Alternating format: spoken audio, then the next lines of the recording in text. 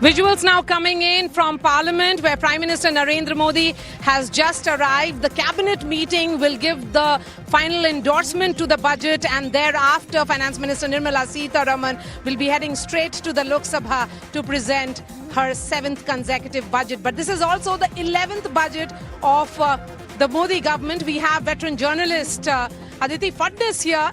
Ma'am, in 2019, there was not much of a difference between the interim budget and the final budget. Are you expecting any changes this time around? Because the political realities have also changed.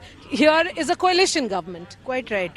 You are absolutely right. The finance minister said this herself when after she had presented the interim budget. There was hardly any difference between 2019 and interim and final budget. This time, I think we will see substantial difference.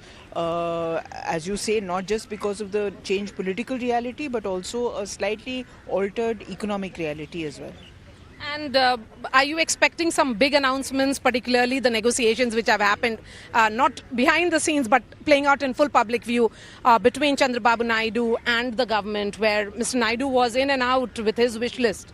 Yes, of course. And I'm pretty sure that there'll be a substantial package for new cities, because that will cover the creation of the new capital in Andhra Pradesh. There should be an outlay for specifically for the issues that Bihar is facing, and other alliance partners as well. But the issue is not so much that as the macroeconomic challenges that the government is facing, which are translating themselves as political challenges. And the biggest is, of course, unemployment. Yes. Are you expecting some kind of roadmap to be put out? Because, of course, there are elections around the corner, 3 states going to polls, and these are all 3 very, very crucial states, 2 of which are agrarian as well. So are you expecting some kind of roadmap, particularly to do with employment, to be put out? Because the economic survey also paints a picture in which the challenges on the job front is being clearly spelled out. Yes, absolutely. And I am expecting women-headed households to get a higher outlay. At this point, women-headed households below the poverty line are getting, I think, an allowance of 3,000 rupees a month. There was before the interim budget, there was a demand that this should be doubled, just as Kisan Samman Nidhi has been doubled. So maybe we will hear that announcement. People are expecting that.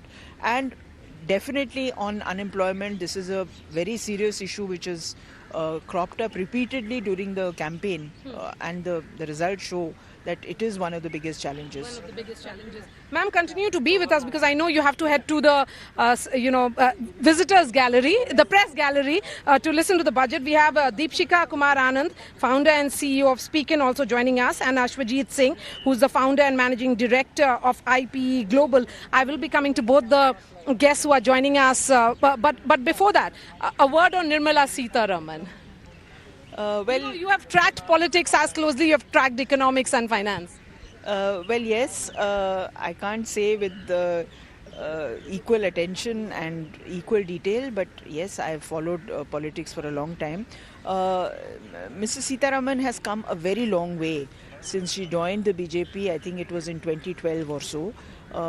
From the days that she became a member of the National Commission for Women, till she became the finance minister, possibly nominated by the late Arun Jaitley, who thought that it was time that India got the first woman finance minister. She is very concerned about issues of women, and has a definite positive bias about the travails and the trials, tribulations of working women. So we are expecting that this budget will show some of that. All right.